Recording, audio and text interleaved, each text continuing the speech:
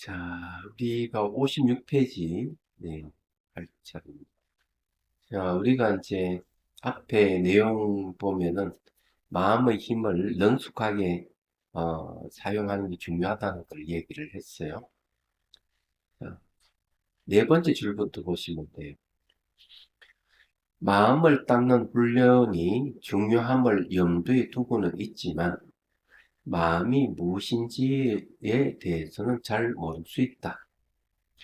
만일 누가 마음이 무엇인가 라고 묻는다면 대부분 사람은 자신의 머리를 문지르거나 내 쪽을 가리킬 것이다.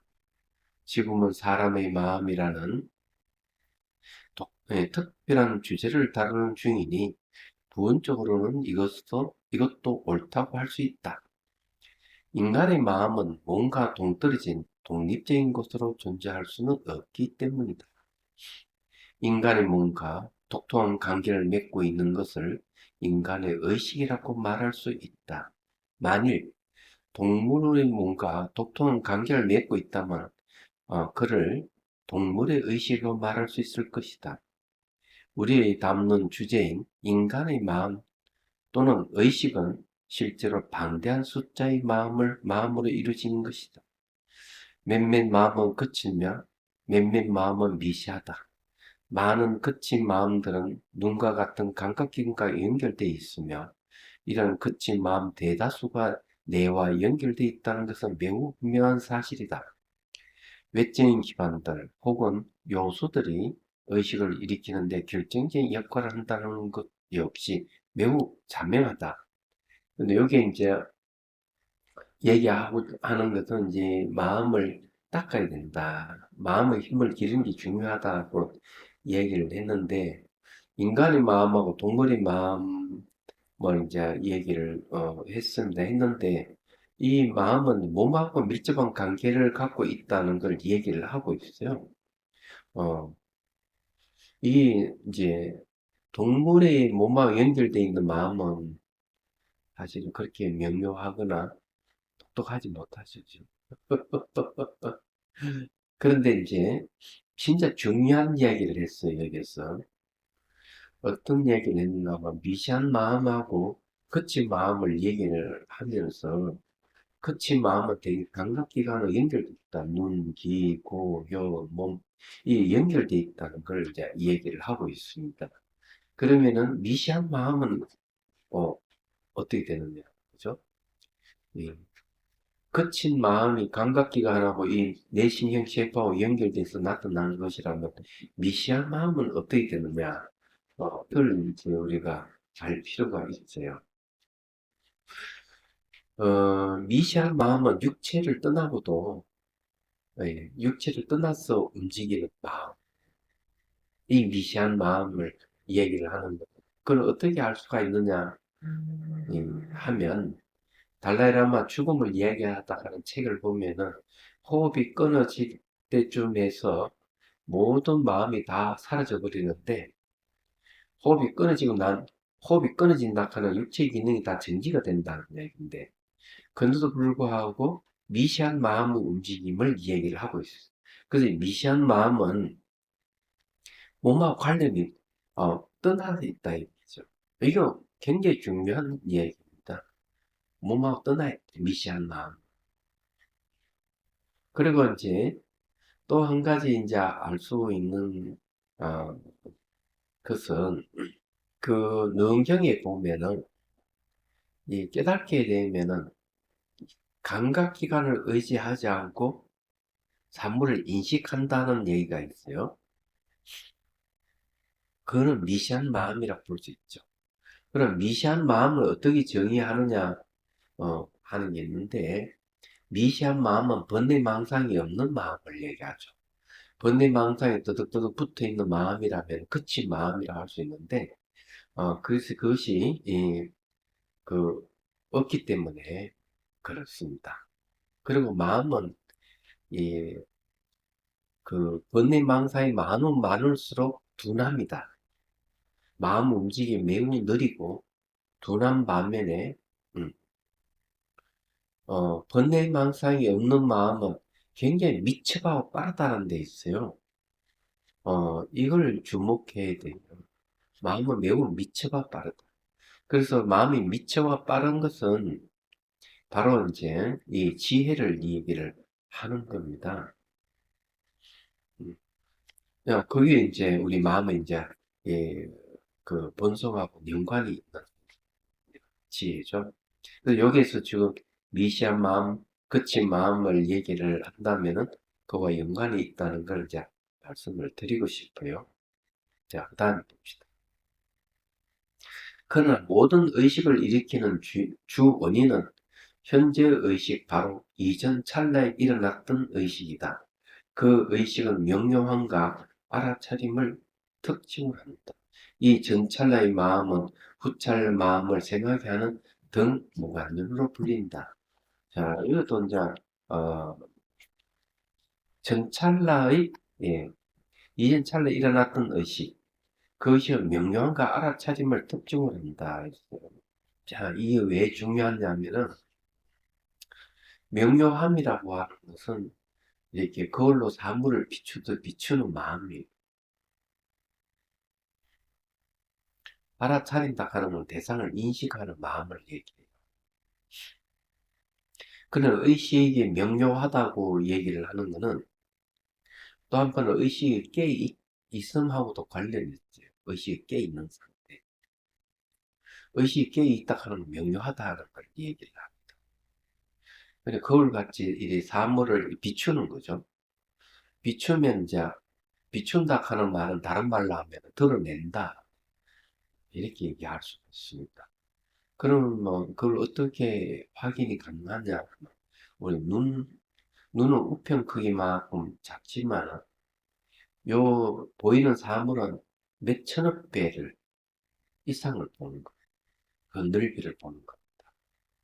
그럼 이게 비추기 때문에 비춘다. 넓이가 있다 하면 비춘다는.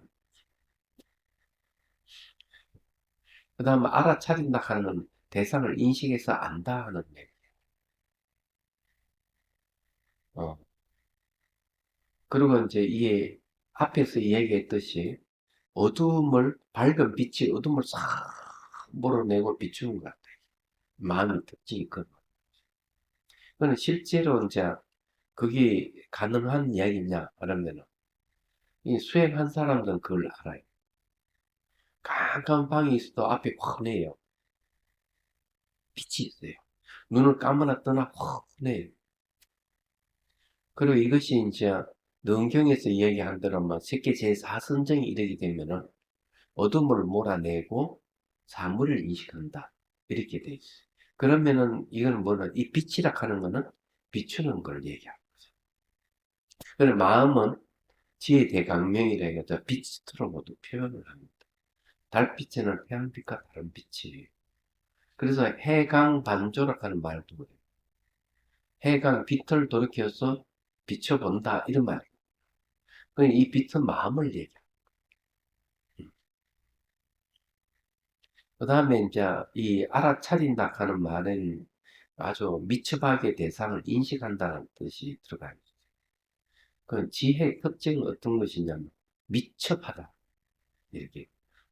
그래서 저기 뭐야 회심일경에도 보면은 지혜를 표현할 때 미첩하다고 표현해요. 굉장히 빠르다는 거지.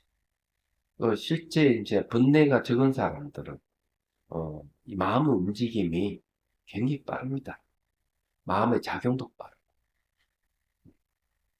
그런 둔한 사람일수록 번뇌가 많은 사람이고 그런 사람일수록 마음이 느린 거죠.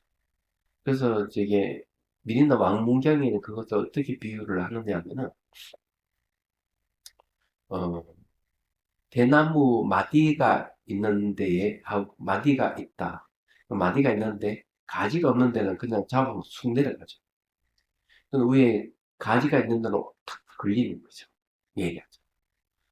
그 마찬가지로 마음이라 하는 것은 수행 경계에 따라서 미처하게 움직이다 어느 부분 가서는 굉장히 느리게 움직인다는 거죠.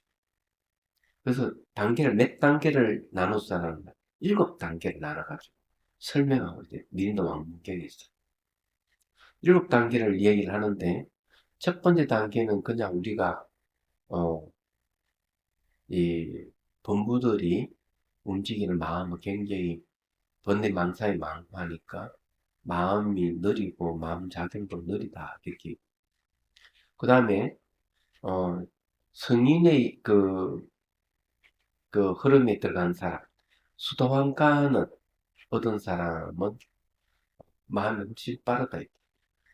밑에 한 세 마디, 대나무 같은 세 마디 정도는 가지가 없기 때문에 쑥 이렇게 올라가고 내려가 자유롭듯이 그렇다. 그렇지만 그 위에 그만큼 이제 가지가 많이 나 있으면 올라가지 못하다. 가지가 없는 자리는, 마디만 있는 자리는 움직임이 자유롭다. 이렇게 얘기해요. 그 다음에 이제 사감, 그 다음에 안나함, 아라함, 네. 그 다음에 이제 영감, 그 다음에 이제 부처님 경지에 이르게, 붓다의 경지에 이르게 되면은 이제 전지자, 부처님 전지자라는데 일체지를 얻은 자 이렇게 얘기해요. 그건 걸림이 없는 마음이 굉장히 빠르고 마음 작용이 미치바다라는 거죠. 그래서 조금만 마음을 탁 기울이기만 하면, 그러니까 또 집중만 딱 하면은 일체를 다 안다는 거죠. 부처님. 그렇게 얘기를 하고 있어요. 그래 여기 이제 인식한다는 점 그렇게 단련을 시켜야 돼요. 자, 이 전찰나의 마음은 후찰나의 마음을 생각하게 하는 등무관념으로 불린다. 등무관념이라는 등과는 같을 등자에 무관이라는 것은 사이가 없다. 그 다음 연하는 것은 이어져 있는 걸 얘기하죠. 어, 그렇기 때문에 이제 전찰나의 마음과 후찰나 마음이 연결돼 있어요. 예. 그래서 전찰나 마음이 이렇게 탁 사라지면은 그니 후찰나 마음이 싹 일어나는 거예요. 예, 연결돼서 일어나는 거예요. 그리고 이제 계속 등무관련을 하지만은 이 전찰나의 마음이 사라지기 때문에, 사라지고 후찰나 마음이 일어나기 때문에 이걸 뭐라고 하는가 하면 불연속의 연속이라고 합니다. 하나가 계속 이어지는 게 아니고 사라지면서 이어지고 사라지면서 이어지고 하기 때문에 불연속, 연속하지 않아요. 그런데 연속하고 있는 거예요. 네, 이렇게 불연속의 연속으로 봅니다. 아, 다른 말로 하면 연기의 다른 이름이죠. 네, 무상의 다른 이름. 자, 400관론에서 아리아 대바는 의식의 근본 원인이 변화할 수 있는 힘을 반드시 가지고 있어야 한다고 하며, 자, 이게 상당히 중요한 말입니다. 근본 원인이 변화할 수 있는 힘을 가지고 있어요. 그러게 전찰나 마음이 이렇게 후찰 마음 일어나는 그 변화를 얘기하는 거죠.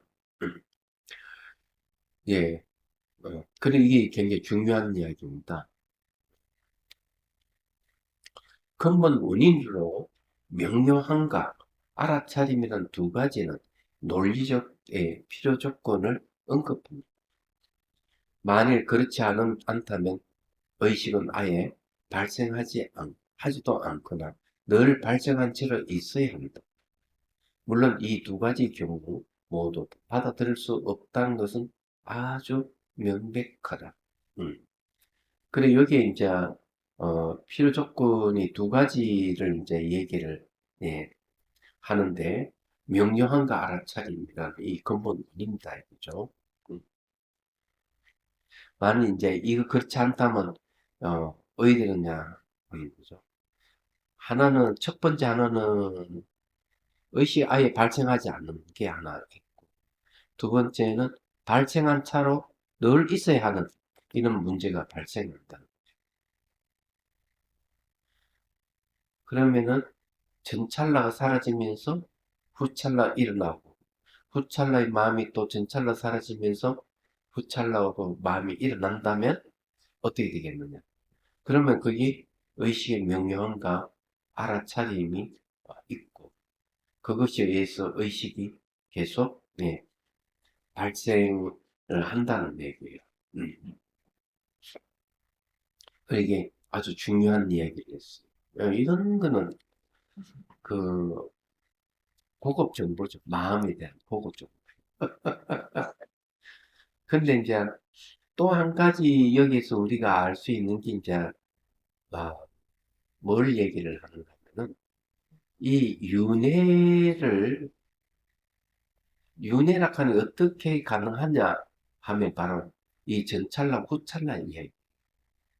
의식이 계속 전찰로 사라지면서 후찰로 이어지고 또 후찰러가 전찰로 사라지면 후찰로 이어지고 이것이 쭉 있어야만이 이 생에 살다가 죽음도에 이르러서 다음 생도 이어지는구나 알 수가 있어요. 근데 그 놀라운 것은 하나의 의식이 계속 가는 게 아니라는 얘기죠. 그래서 불연속의 연속이라는 말을 쓰는 거예요. 중간에 끊어졌다가 이어지고 끊어졌다가 이어지기 때문에 어 그래서 이 생에서 남자로 태어난 다음에 남자다 얘기하기는 곤란할 거예요. 의식이 안 바뀐다면은 다음에 남자로 태어나서 다음에 남자, 여자로 태어나서 다음에 여자로 이렇게 해야 돼. 이 생엔 저기 인간으로 태어나서 다음 생에도 인간, 동물로 태어나서 다음 생에 동물 이렇게 해야 되는데 그게 아니고 불연속 연속이라 하는 거는 결정되어 있지 않다 이런 뜻이에요. 그래서 언제든지 남자가 여자가 될 수도 있고 여자가 남자가 될 수 있고 동물이 사람이 될 수도 있고 사람이 동물이 될 수 있는 이게 윤회를 한다는 게 그런 거예요. 그래서 이게 무지무지하게 재밌는 얘기죠. 음. 이런 걸 참 옛날에는 이 논사들이 얼마나 이 둑을 팠는지 알 수가 있어요. 물론 이 바다의 원리는 연기법입니다. 자, 이게 이제 굉장히 중요한 얘기를 하고 있어요.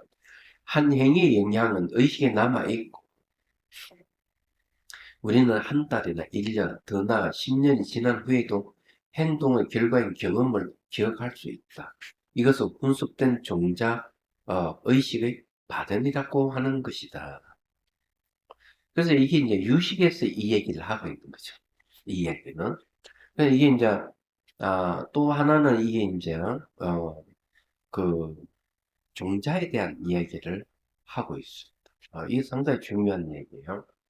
그래서 10년 전, 20년 전의 것도 우리가 기억하는 이유가 거기 있다고 얘기를 하고 있습니다.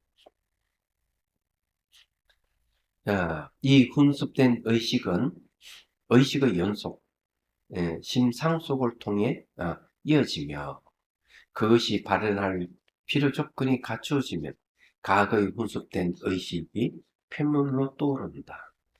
따라서 우리는 전생들로부터 훈습된 의식의 발현, 즉 전생의 기억에 대해서 말할 수 있는 것이다. 그렇지만 마음과 두뇌의 관계를 통해 훈습된 의식의 미시한 측면을 아직 충분하게 설명할 수가 없다. 훈습된 의식이라는 개념의 이해는 굉장히 있죠. 우리에게 삶과 우주의 생성과 소멸에 대한 의견을 가지도록 해줄 것이다. 또한 우리 인간의 생각, 미신, 그리고 마음이 투사된 다른 것들에 대한 여러 궁금증에도 대답해 줄 수 있을 것이다. 이게 굉장히 중요한 얘기예요. 우리는 혼습된 의식이 이제 나타나 대상을 인식하면 널리 옵니다. 이런 걸 뭐라 하는가 하면은 이제 이렇게 표현을 하고 있죠. 자, 유식을 공부를 하면 갑자기 달라이 라마 스님이 또 유식을 들고 하니까 이제 이 의식에 대한 얘기인데 종자생 변해훈 존재 스웨덴 그 다음에 종자생 야 이렇게 되거든요. 자, 이 의식이 이제 사물을 인식한다. 예를 들어서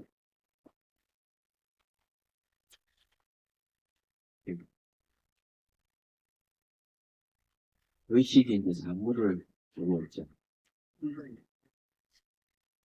인식 인식하게 되면 요 의식 안에는 이런 일이 이제 벌어진다. 종자생 변행. 여기 이제 컵이라 한다면은 요 컵이라 하는 종자가 현행으로 탁 나타나서 해가는 게, 예. 그 다음에 동시에, 요거 동시입니다, 이거. 예. 또한 동시에 뭐가 일어나면, 현행분 종자가, 요 컵이라 하는 게 또 종자가 되고, 올라왔다가 다시 또 종자를 심어지고, 예. 우리가 저렇게 하나의 사물을 인식하는 저렇게 달라요. 근데 주목할 점은 바로 이 점입니다. 이 컵이라는 종자가 다시 종자를 발생시키고, 종자생 종자, 종자가 종자를 생기게. 그래서 저녁에 영어 단어를 외웠는데 다 못 외웠어. 아침에 자고 일어났는데 영어 단어 다 외우고, 이게 뭔가 하면 완벽하지 않는 것을 안전하게 합니다. 이 컵을 보다가 컵에 대해서 나중에는 종자생 종자하면 새로운 컵. 이 컵은 맞긴 맞는데 똑같은 컵이 아닌 창의적인 컵을 인식할 수가 있어. 그래서 자꾸 좋은 컵을 찾는 이유도 모양이 좀 보이는 거예요. 그래서 이게 컵이라는 종자가 생겼다가 변형했다가 다시 이렇게 심어졌다가 종자가 가만히 있자고 또 종자를 나타나는 이 종자가 또 종자신 우리가 또 변해 이렇게요. 그 다음에 종자분 종자 변해훈 종자 그것도 또 종자신 이런 식으로 계속 흘러가. 그래서 이게 이 종자가 심어져 있는 종자도 가만히 있는 게 아니라 내 안에 무의식 안에서 계속 발전해가지고 그리고 이제 이것이 발전되지 않는 것은 그걸 대상을 인식하지 않으면 그냥 종자로서 사회에 있다가 그에 관계되는 인식하면 탁 튀어나와. 그래서 상담하서 우주에 대해서도 우주에 대한 정보가 있으면은 우주에 대한 이야기를 하게 되면 그것이 발현돼서 나타나. 생명에 대한 얘기를 하면은 생명에 대한 것들이 제작되어 있다고 탁 띄워요. 그래서 이제 이 분석된 의식이라 하는 말은 뭔가 하면 종자가 이제 발현돼서 나타나요. 여기 의식이잖아요. 이 종자가 해가 현행했으면은 이것이 이제 바로 분석된 의식이라고 합니다. 분석됐다고 하는 거는 요 분석되어 있는 요 종자를 얘기해요. 종자가 발현돼서 나타나는 의식을 얘기한다. 이런 얘기. 그 애기가 예, 저게 바이올린을 시키면 처음에는 잘 못해요. 한 달이고 두 달이고 1년, 2년 지나면 잘 하게 되죠. 그 왜 잘 하게 됐냐면 바로 종자생 현행은 종자생 종자 저 원리에서 가능해집니다. 그 여기서도 그 얘기를 하고 있는 거죠. 이 유식이 심리를 설명하는 데는 유식 사상이 아주 최고예요. 불교 심리학의 유식. 한마디로 얘기하자.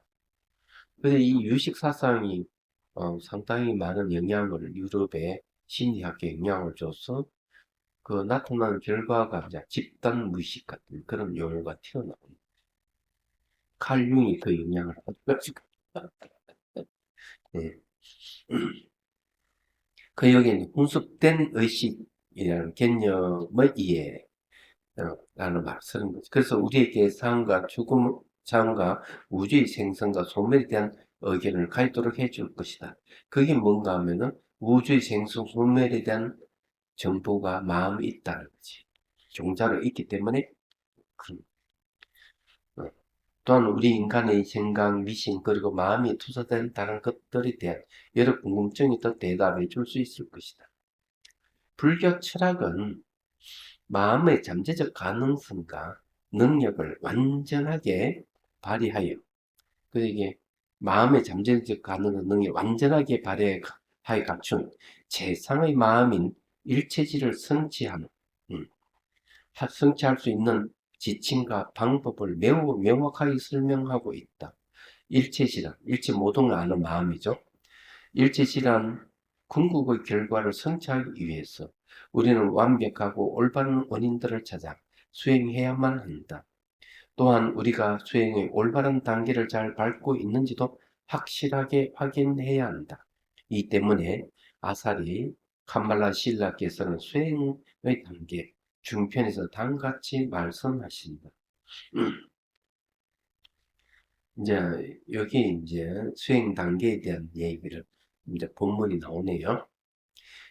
또한 이 원인들과 조건들 중에서도 반드시 올바르고 완벽한 원인들을 닦아야 한다. 만일 올바르지 않은 원인들을 닦는다면 그대가 아무리 열심히 오랫동안 수행한다 하더라도 원하는 목표인 일체지를 달성할 수 없을 것이다. 마치 소의 뿔을 짜서 젖을 얻는 것처럼 마찬가지로 모든 올바른 원인들을 닦지 않는다면 결과가 일어날 리 없다. 예를 들어 씨앗 등의 마땅한 원인이 없다면 결과인 싹은 발생하지 않는 것과 같다. 그러므로 원하는 결과를 얻고자 하는 이는 반드시 그 일체지를 이룰 수 있는 올바르고 완벽한 원인들과 조건들을 닦아야만 한다. 이게 무슨 말이냐 하면요. 깨달음을 얻는데도 어, 그 올바른 원인들을 닦아야 됩니다. 올바르지 않는 원인을 닦으면 안 됩니다. 그러면 그 사례를 얘기를 하죠. 이 깨달음은 우리가 조건을 갖춰야 깨달음을 얻는데 삿된 깨달음도 있다. 잘못된 깨달음도 있다. 이 얘기예요. 지금 왜 이제 불교의 그냥 수행의 세계를 해야 되나? 잘못된 수행법이 등장하기 대표적인 나는 누구인가를 참고하는 거예요. 나는 누구인가 하는 것은 불교 명상법이 아니에요. 그걸 하도 참고법으로 생각하면 안 되는 거죠. 착각하고. 나는 누구인가는 라마나 마하리시가 주장하는 수행법이에요. 그러나 나는 누구인가를 나를 찾으려고 그러면 어디 되는가? 나를 우선 첫 번째 나를 전제로 하고 있다. 나를 전제로 했기 때문에 결과 나가 등장할 수밖에 없는 첫 번째 오류. 이게 왜 오류가 되느냐면 모든 수행은 전제가 없이 들어가야 돼. 그래 전제가 없이 들어가서 나온 결과가 진짜죠. 전제에 의한 결과는 가짜예요. 그런 거는 뭔가 뭐 전제되어 있는 것을 결국 결과가 나오니까. 예. 그러면 그것이 진실성이 없다는 거예요. 두 번째는 나락하는 것은 찾아보면은 그게 느낌적으로 내가 있다고 느낌 있는데 찾아보면 없어요. 분석해보면 없어요. 얘기하죠. 그래서 이 나를 찾기 위해서 어떤 방법을 쓰는가 하면 분석 사유를 하는 방법을 사용해요. 얘기하죠. 그래서 내가 참나락하는 산다 이렇게 얘기를 하는 거죠. 그런데 이제 하도 참고법은 어떻게 하는 정반대의 방법을 사용해요. 하도 참. 첫 번째 화두를 참고할 때 화두락하는 용어 자체가 지시대명사야. 화두락하는 말과 생각 이전이라는 말을 쓰는 것이지 그 자리를 무엇이라고 딱 개념화 시키지 않는 거예요. 이게 너무 멋진 거예요. 얘기하자면 말과 생각을 떠난 자리, 주객이 없는 자리를 화두라고 표현한다. 근데 화두로 표현하는 내용이 경제는 불성, 공성, 중도, 진여 이런 말을 사용하는데 이런 개념을 사용 안 하는 거예요. 왜 안 하는? 혹시 그게 걸릴까 싶었어. 화두라는 말을 싹 바꾸서 사용. 그런 말과 생각 이전 자리 지시대명사예요. 그래서 그것이라는 게 불성이라고 딱 지칭 안 하는 이유가 거예요. 전제가 없다는 얘기도 하죠. 그 다음에 나는 누구인가를 안 하고 대신 이것이 무엇인가 이렇게 하는 거예요. 이것이 지시대명사죠. 화두 자체가 화두란 무엇이다 결정을 하지 않듯이 다만 그 자리를 지시하고 있을 뿐. 그래서 그것도 역시 이것 하는 것도 지시대명사. 그러니까 뭘 전제를 안 하고. 두 번째는 거기에 들어가려면은 주객이 없는 자리이기 때문에 주관과 객관이 없어요. 주객이 없어요. 말과 생을 떠났어. 개념을 떠났어요. 그러면 사유로서 들어가면 안 된다. 그러면 어떠한 사유도 끼어들지 않도록 해야 돼. 어떤 생각도 끼어들지 않도록 해야 돼. 말하자. 그것은 뭔가 하면 이것이 무엇인가 하면 의문만 일으키는 거예요. 얘기하자. 의문을 일으켜서 생각이 일어나지 않도록 합니다. 그런데 이것도 역시 따져보면은 하나의 사유의 형태는 사유 형태인데 머리를 논리적으로 분석한 사유가 아니라는 거죠. 이게 이제 다른 점. 그래서 이제 예를 들어서 방아착이라든지 수미산이라든지 이런 것도 또 마찬가지. 한 생각도 일어나지 않습니다. 어떤 저 깨달은 거 맞지요? 제 허물이 있습니까? 묻잖아요. 그럼 무슨 단호하게 수미산, 수미산은 뭔가 너 허물이 수미산만큼 많다. 그러면은 수미산에는 엉구를 뚫면은 어떻게 돼요? 모든 생각을 다 부정해버려요. 모든 생각을 다 부정해. 어떤 경기에 이르렀다 하는 느낌마저도 다 부정해버리는 거예요. 수미산이란 말 자체. 그러면 어디에 주객이 없는 자리에 가는 거예요. 어떤 개념화를 영감을 안. 이게 하도 창구법. 화두락하는 말 자체가 지시대명사의 뜻이. 조사 엉꾸락하는 이 수미산이라고 하는 수미산은 개념인데 이 수미산이라고 하는 개념이 모든 개념을 다 없애버려요. 이게 아주 천국법이에요. 방아착이라는 말도 그렇고 무자라고 하는 말도 똑같은 뜻이에요. 저주무자. 왜 무라 했을까? 무. 이거 엉꾸로 붙는 게 중요한 거예요. 그런데 이제 얘기를 하자면 이것이 뭔가 하면은 이것이 원인이 되어서 깨달음 결과가 온다 하는 건 맞는 얘기야. 왜? 결과는 주객이 없는 자리이기 때문에 그거 들어가려면 주객이 없는 상태를 만들어야 되기 때문에. 근데 사유로 들어가면은 의대는 사유락하는 게 남아있어요. 말하자면. 그래서 이제 직관 상수할 때 사마타 성정을 의지해가지고 분석 사유를 하자. 분석 사유 한다고 해가지고 깨달음이 안 와요. 끝에는 뭐라는 사유를 버려요. 사유하고 사유한 결과가 어디 되는가 하면은 뭐가 나타나느냐 하면은 그 사유한 결과의 지혜를 이제 올 때는 경안이 와요. 경안이 오고 난 뒤에 산매에 들어가. 산매에 들어간다 하는 거는 사유를 버린다는 이해가 되죠. 생각해보면 알 수가 있어요. 그래서 사유가 남아있으면 안 되는 거예요. 깨달음이 아닌 거죠. 말하자. 그래서 이게 지금 나는 누구인가 이걸 말이지 막 이 참고를 하고 참나를 찾기 위해서 막 참나가 참나에 대해 참고를 한다 이러면 잘못된 거예요. 이게. 화두는 분석 사유가 들어가면 안 돼요. 화두 참고에. 그래서 나는 누구인가 나를 찾아는 분석 사유를 해야 되겠다. 틀린 거죠. 말하자면. 예를 들어서 얘기하자면은 그렇다. 그래서 이제 잘못된 원인, 뭐를 전제하는 것은 전제 결과가 오기 때문에 그런 수행법은 하면 안 된다. 올바르지 않는데. 그래서 이 원인이 올바라야만 깨달음도 올바르다. 원인이 올바르지 않으면은 삿대다거든. 결과도 삿된 깨달음 오는 거예요. 그래서 이게 무지무지하게 중요한 얘기예요. 자, 한번 봅시다. 예. 완벽하고 올바른 원인들을 모으는 것 이외에도 마음이 일체지를 향해 나아가고 성취할 수 있게 하려면, 이 달라이 라마스 말씀이죠. 올바른 단계를 따라 마음을 닦는 것이 매우 중요하다. 단계가 있는 거예요. 이 단계를 무시해버리면 안 되는 거예요. 얘기하죠. 그래서 이 단계가 있다 하는 건 뭐가 있는 방편이 있다는 얘기예요. 방편. 그래서 불교에서는 방편을 아버지에 비유합니다. 지혜는 방편이 아니에요. 방편에 의해서 나타난 결과예요. 그리고 그 지혜가 바로 부처를 낳는다 해서 불모라고 하죠. 그래 어머니에 비유된 거죠.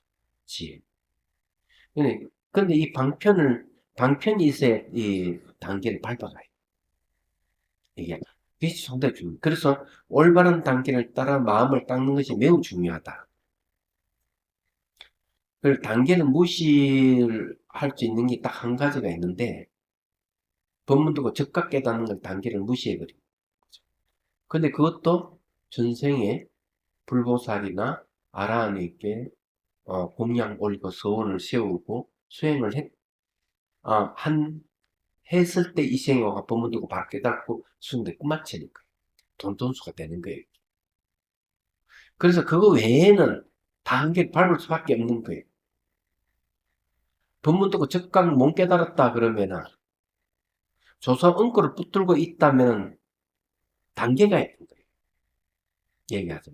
그러면 하도 자체를 그 적시 하도록 하는 본질적인 적시를 딱 대상을 하고 있기 때문에 그건 단계가 없지만 마음에 익어가는 과정에는 단계가 있는 거예요. 말해서 하도 참고 그 단계가 있다는 말 그런 얘기예요. 왜? 10년, 20년 이렇게 걸리는 사람 있잖아요. 평생 걸리는 사람이죠. 하도를 참고 깨닫는 것도. 그러면 단계가 있다는 거죠. 내가 적각 못 깨달으면 하도 이 조사국을 붙들고 수행하면 단계가 있다는 거죠. 다만 본질에 딱 접촉하고 있는 부분은 단계가 없다고 할 수는 있지만은 내가 마음이 익어가는 과정은 단계가 있다고 보는 게 맞는 얘기예요. 그래서 이게 올바른 단계를 따라 닦는 게 매우 중요하다는 말이 그래서 나오는 얘기예요, 이게. 예를 들어 맛있는 음식을 준비하기 위해서는 필요한 모든 재료를 쌓아 놓는 것만으로는 충분하지 않다. 원하는 맛을 내려면 기름, 양념 등을 얼마나 어떻게 섞어야 하는지를 알아야 한다. 수행도 똑같은 어떤 방편을 어떻게 쓰느냐 이게. 자, 이제 간만에 신라의 말씀을 들어보죠. 만일 일체지라는 최상의 결과를 얻기 위한 원인들과 조건들은 무엇인가 하고 그대가 묻는다면 나 따위는 앞에 보이지 않는 사람처럼 그 일체지 완전 무게는 원인과 결과들을 설명할 수 없다. 그렇지만 세종께서 완벽한 깨달음을 이루신 뒤 제자들에게 가르치셨던 것처럼 내가 세존의 말씀을 설명하는 할 수는 있으리라. 비밀 중이시여 일체지는 연민을 뿌리로 하여 일어나며 도리심을 원인으로 일어나며 방편으로 완성된다라고 하셨다. 그러므로 만일 일체지를 성취하고자 한다면 그대는 연민, 도리심, 그리고 방편 이 세 가지를 수행해야만 한다. 와우, 멋지게 그냥 해통을 쳤습니다. 멋집니다. 예. 제가 지금 명상 걷기를 논하던 내용도 그 연민, 보리심, 방편이 다 들어가 있어요. 근데 이건 이렇게 딱 정리를 해버렸네. 음. 그래, 이제, 대성불교 수행의 핵심은 어디 있느냐 이러면 연민심이 있다. 이렇게 얘기합니다. 연민이 없으면은 안 돼요. 음.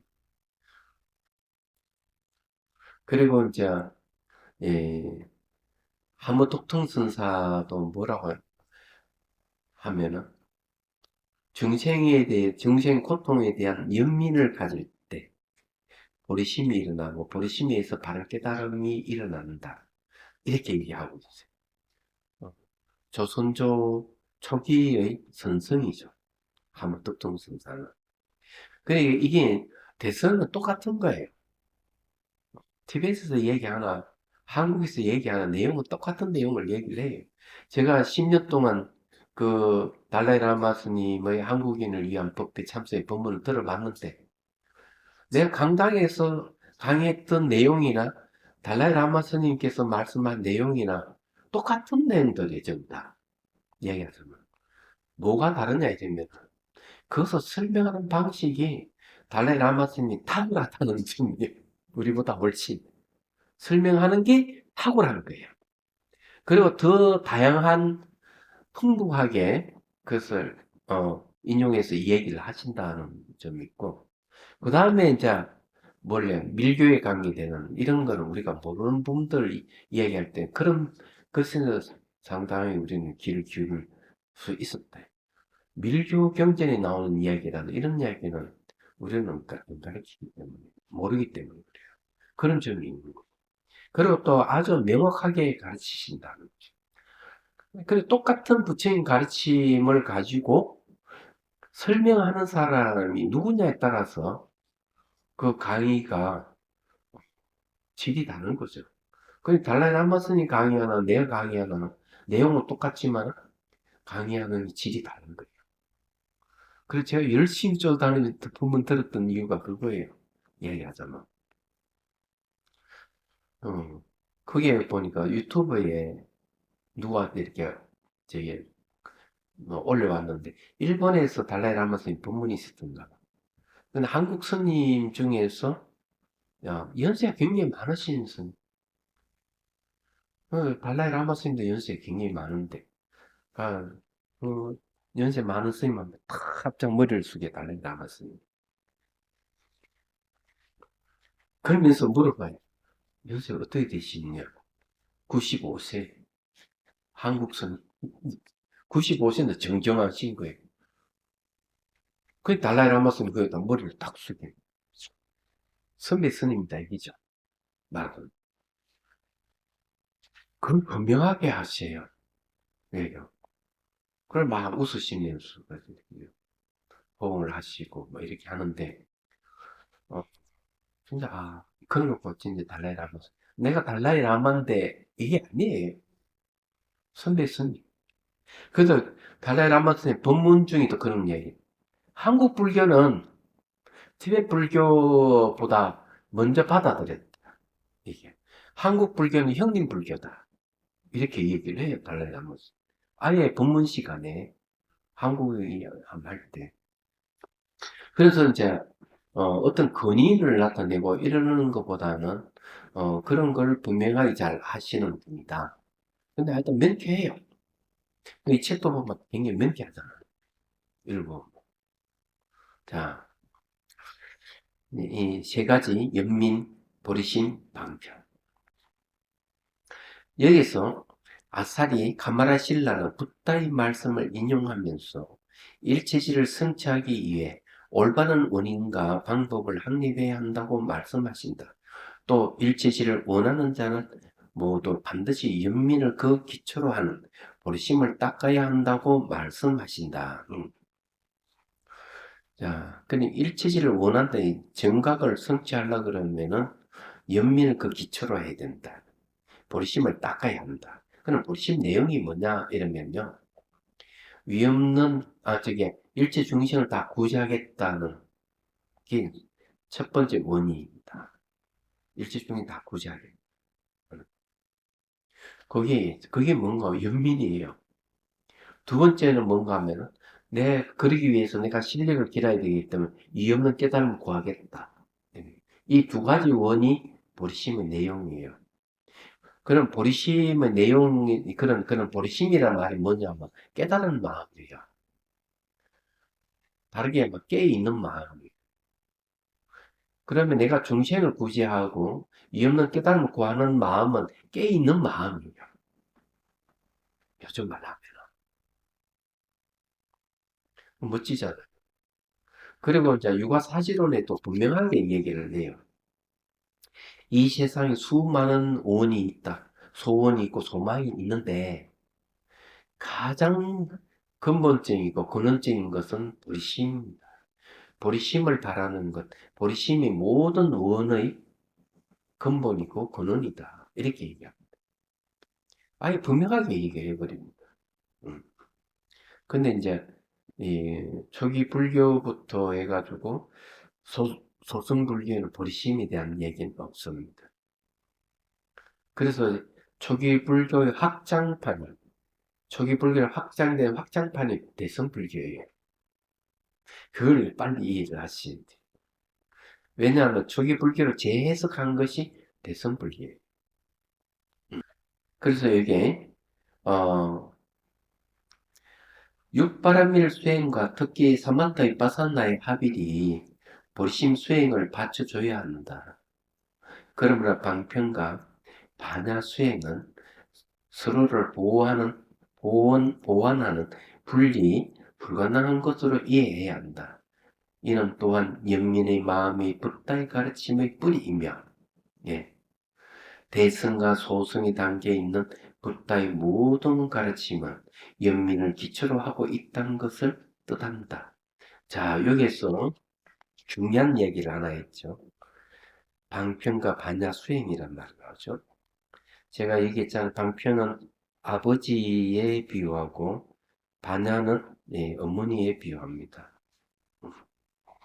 아버지의 어머니가 여기서 등장이에요. 그러면 여기서 이제 육바라밀 수행을 얘기를 할 때 방편은 뭐냐? 보시, 지계, 인욕, 정진, 선정까지 요 6개는 방편이에요. 반야바라밀욕 하나만이 방편이 아니에요. 어머니예요. 왜냐하면은 반야가 바로 부처를 이루는 불모라고 하는 거죠. 어머니는 생명을 낳잖아요. 마찬가지 반야락한 지혜는 부처를 낳는 거예요. 그 앞에는 이제 선정까지는 방편이에요. 반야를 일으키는 방편. 음. 그래서 이 두 가지는 서로를 하는 불가능한 것을 이해해야 한다. 이렇게 얘기를 하는 겁니다. 거기에 이제 이 주를 한번 보죠. 집건강신, 건강수, 야자, 지건강, 건강역사라고도 부릅니다. 파괴할 수 없는 무기인 건강제를 가진 신으로 붓다를 호위하면서 정법이 아닌 것이 있으면 건강제로 그것을 파괴한다고 한다. 밀교에서는 붓다의 몸, 말, 뜻의 산밀의 위신력을 상징한다. 예, 그걸 이제 얘기를 하면 이 비밀주라하는 게 바꿔 건강신, 직건강신을 얘기를 하네요. 그리고 그것이 이제 상징적이네. 부처님의 신구의 삼업을 얘기를 한다. 이런 뜻이. 신구의 삼업이 본내망상을 다 없애버리니까, 이렇게 이제, 얘기를 하고 있다. 아주 멋지네. 이게 주석 같은 거 잘 보면은, 이제, 밀교가 막, 상징이 투성이에요. 근데 그걸 이해 못하면은, 오해예요, 오해. 밀교를 오해하는 경우 너무 많거든. 제3장 연민을 갑니다.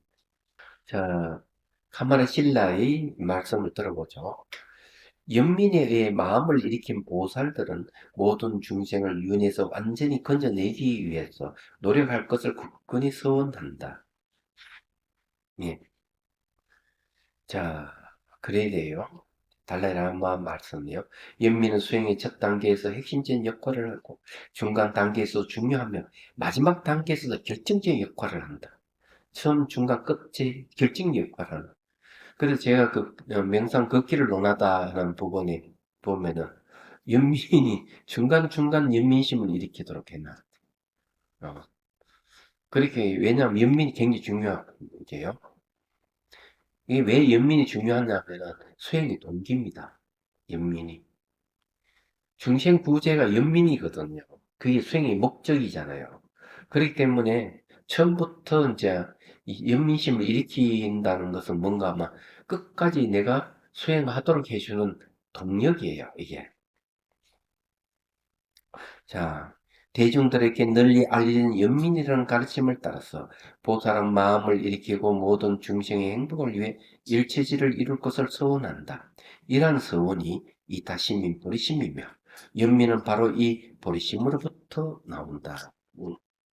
연민은 보리심으로부터 나온다 그랬죠. 자, 봅시다. 이제 칼마르실레의 말씀. 그러고 나서 참나의 소견을 없앤 뒤 매우 힘들고 부단히 오랜 시간이 걸려 완성할 수 있는 복덕과 지혜의 자량을 강구한다. 이거는 이제 바로 자량도를 얘기합니다. 자, 참나의 소견을 없앤다 하는 것은 뭔가 막 굉장히 이제 논리적이고 분석적인 사유를 해야 돼요. 그래서 이 참나는 없는 거구나, 자성이 없다 하는 것을 예, 미리 이제 공부를 해가지고 없앤다는 얘기. 그 다음에 이제 수행에 들어가는 겁니다. 수행에 들어가는 게 이제 복덕과 지혜 자량을 과. 자량이라는 말은 식량이라는 뜻입니다. 그 복덕과 지혜가 바로 식량이 됩니다. 수행의 식량. 자, 64페이지.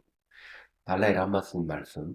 보리심을 일으키겠다는 발언의 힘으로 보살은 보살의 수행을 닦는다. 물론 육바음일의 성취를 포함하는 보살의 수행은 오랜 시간 동안 닦아야만 이룰 수 있는 것이다. 이런 수행의 결과로 보살들은 헤아릴 수 없는 지혜와 복덕을 힘들지 않고 쌓을 수 있다.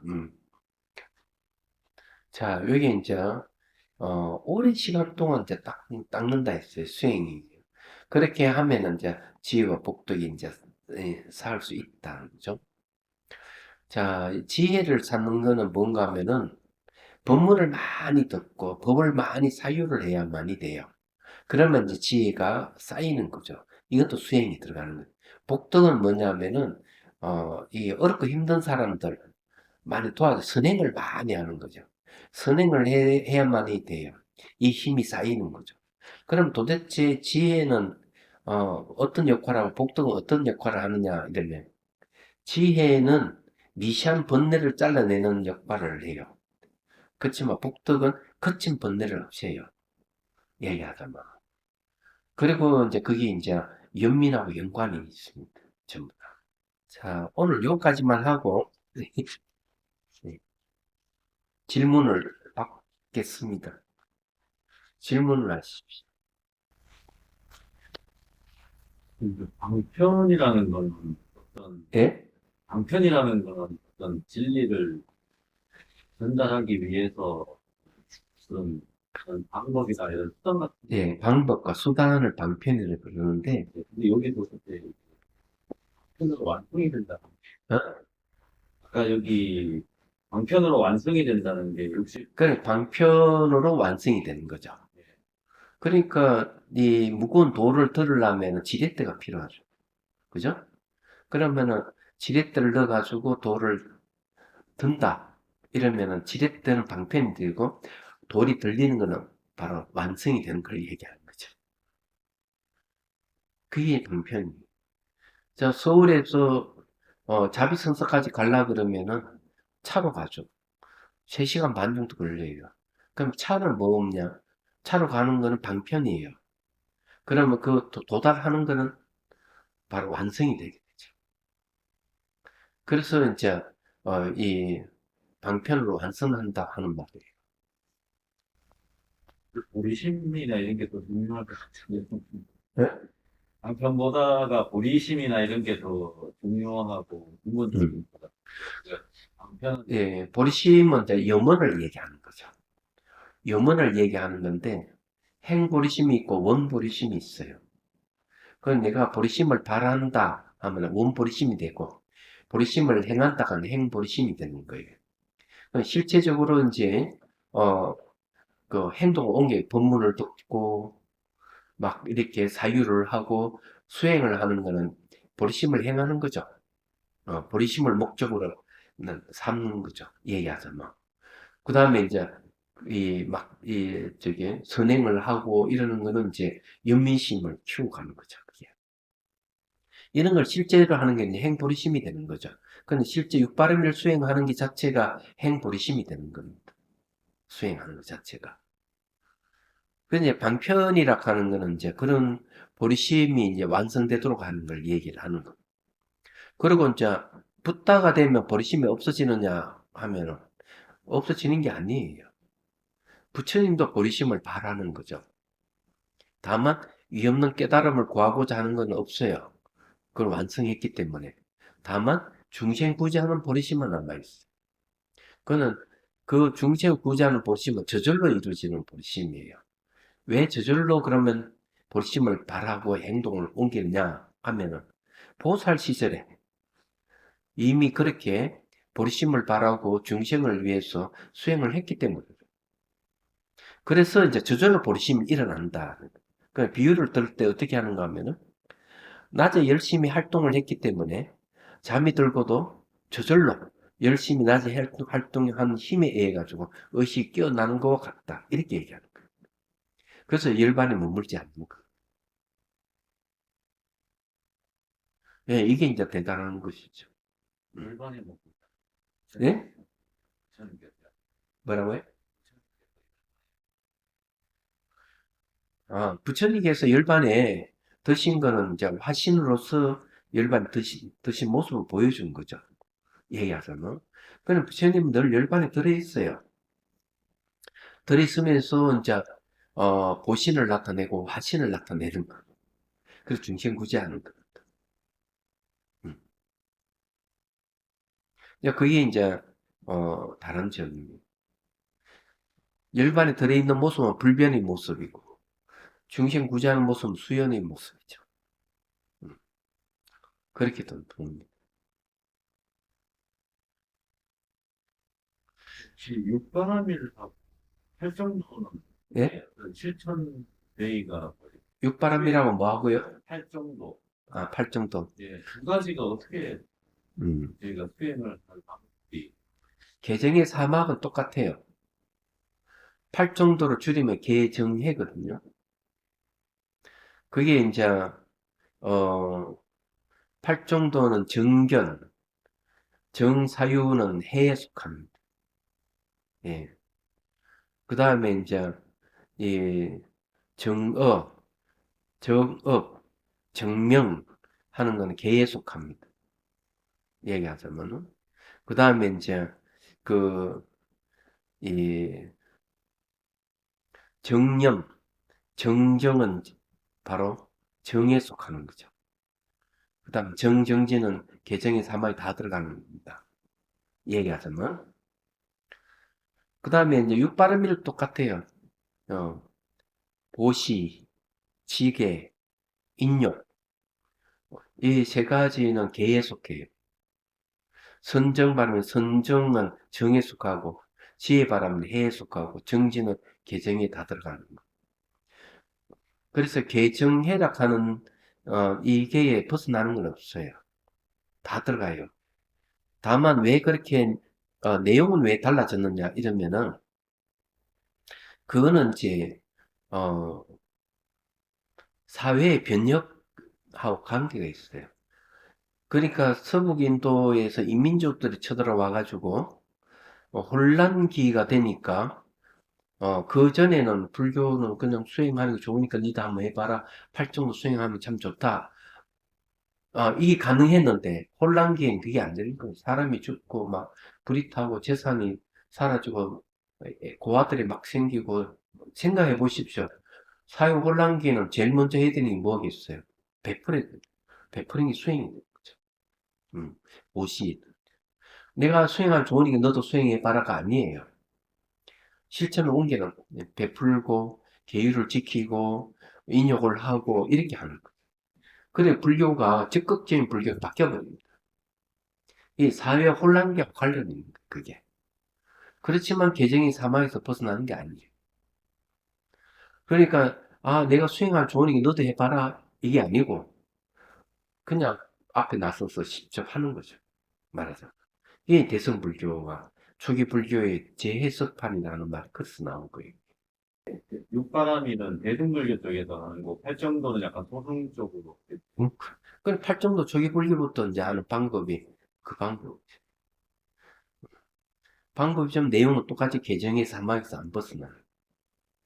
개정해라고 하는 거는 도덕성, 개는 도덕성이.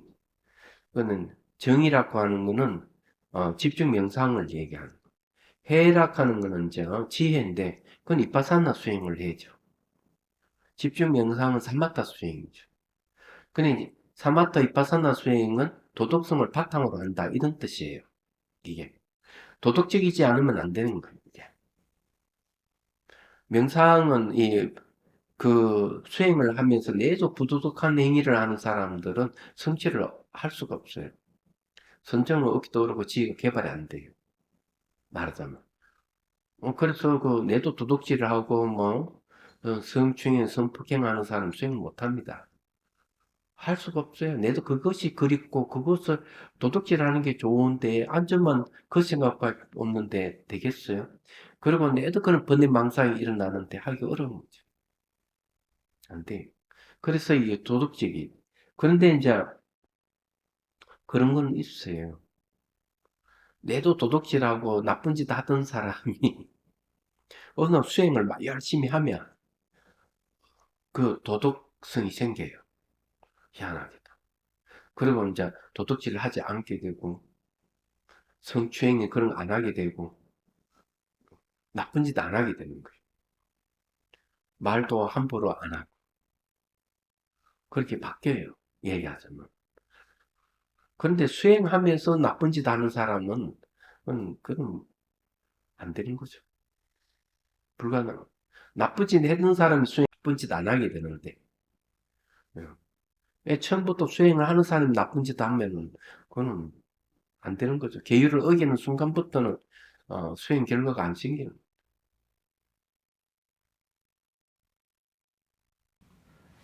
예.